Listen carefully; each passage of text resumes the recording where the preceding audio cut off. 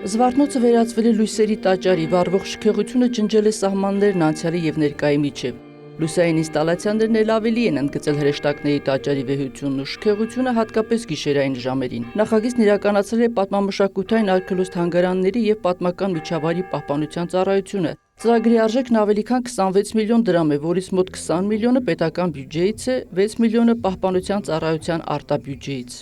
Զվարթնոցը իհարկե շատ գեղեցիկ է, բայց Զվարթնոցը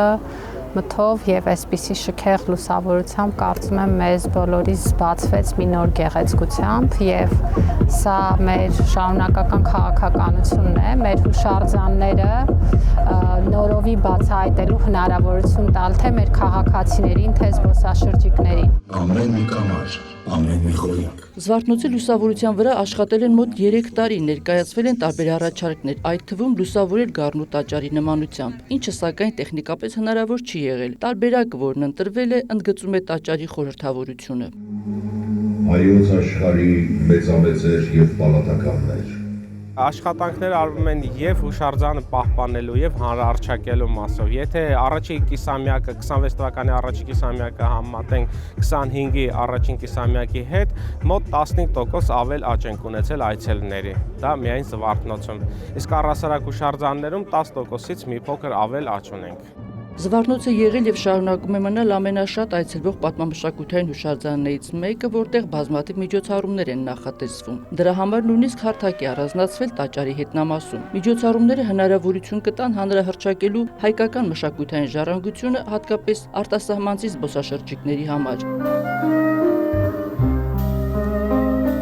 Վերջին 3 տարում Զվարթնոցում շուրջ 170 միլիոն դրամի ներդրում է արվել։ Փոխվել է սալահատակ ամբողջությամբ լուսավորության նախագիծը, Զվարթնոցի տանիքի շենքը, ռոռոկման համակարգը ամբողջությամբ վերականգնվել է նաև հնձանը։ Բացի Զվարթնոցից պատմամշակութային այլ վայրերում նույնպես տեղադրվել են տեղեկատվական կենտրոններ ու ծառայություններ տոմսերի եւ հուշանվերների վաճառքի, ինչպես նաև սրճարանների եւ սանհանգույցների համար։ Վերջին տարիներին հուշարձանների վերականգնումն ու ամրակայումը պետության վրա ավելի քան 3 միլիարդ դրամ է արժեցել։ Ուզում ենք հուշարձանները նախ բերել պատշաճ տեսքի, որովհետև գիտեք մեր երկրում կան շուրջ 24000 հուշարձաններ եւ նրանց մեջ շատ են այնպիսիք, որոնք ունեն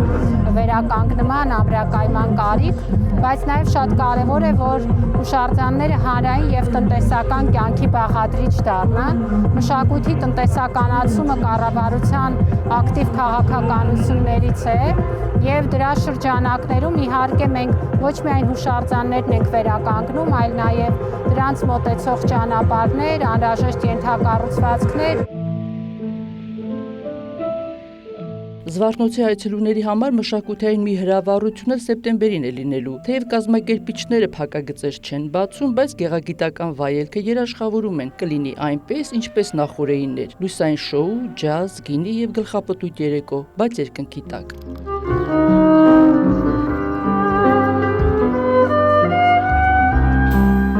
Հայկուշ Ասլանյան, լուրեր։